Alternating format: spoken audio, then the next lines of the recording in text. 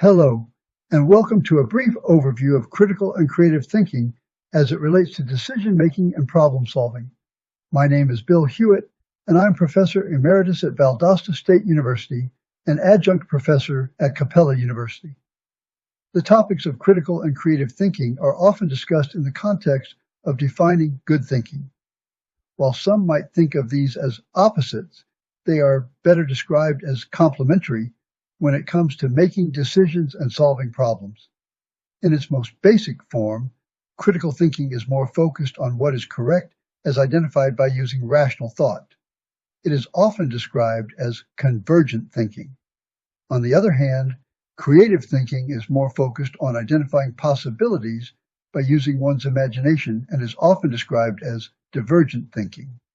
In the 1950s, Benjamin Bloom and his colleagues proposed a framework that included 6 levels of thinking that had synthesis or creative thinking and evaluation or critical thinking at the highest levels, with synthesis lower than evaluation. Both of these were based on the foundation of the 4th level that was labeled analysis. This level meant that the learner had acquired an ability to compare and categorize information. Analysis, in turn, was built upon the lower levels of knowledge, where the learner could repeat what they had learned, comprehension, where they could put the new learning into their own language, and application, where the learner could use the knowledge to solve a problem of some sort.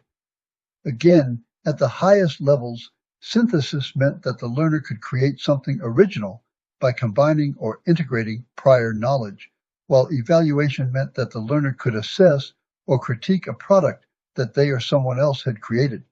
Based on 4 decades of research, a revision of the original hierarchy by Anderson and Krathwohl in 2001 reversed the ordering of the highest 2 levels and proposed that evaluation or critical thinking was subordinate to synthesis or creative thinking.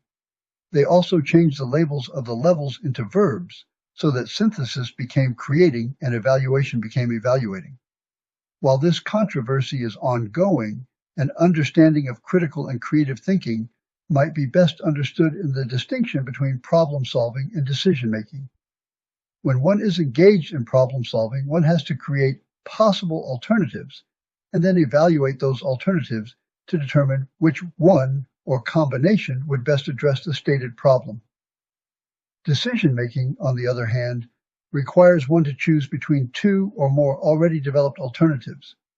This reduces the cognitive load on the individual, an important issue for parents and educators when guiding the development of these skills.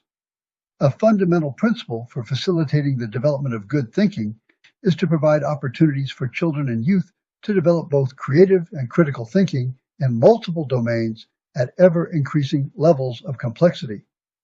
Often that means working in groups in addition to developing more complex skills when working independently. For example, parents or educators working with young children can help children make decisions by simply asking questions such as, which would you rather have, milk or juice? Or perhaps, which type of juice would you rather have? This reduces the complexity of the child's thinking. Alternatively, parents can encourage children to develop their creativity by having them use their imaginations to generate stories or giving them a blank sheet of paper and having them draw something. As children grow, they can be taught specific strategies that can help them develop their creative and critical thinking skills. For example, children can be taught how to use the strategy of brainstorming, or how they can make storyboards for stories they want to create, or engage in situations in which they must take another's perspective. These are all examples of creative thinking techniques. Alternatively, parents and educators can teach children techniques for backwards planning as they create plans to meet goals they have set. They can also be taught to draw inferences from data they have been given or collected. A third strategy would teach them how to use task analysis to separate complex tasks into smaller steps. These are all examples of critical thinking techniques. As you explore the topics of creative and critical thinking, it is important to remember that creativity means diverging from the known or previously developed processes, procedures, or products, while critical thinking means converging towards an acceptable or practical alternative that meets the criteria for solving a specific problem. Both are equally important, but any one person may not be equally adept at both. That is one reason why group-based problem solving is often superior to that done by any one person. And group-based problem solving highlights the need to develop skills related to emotional and social intelligences that are discussed in other materials.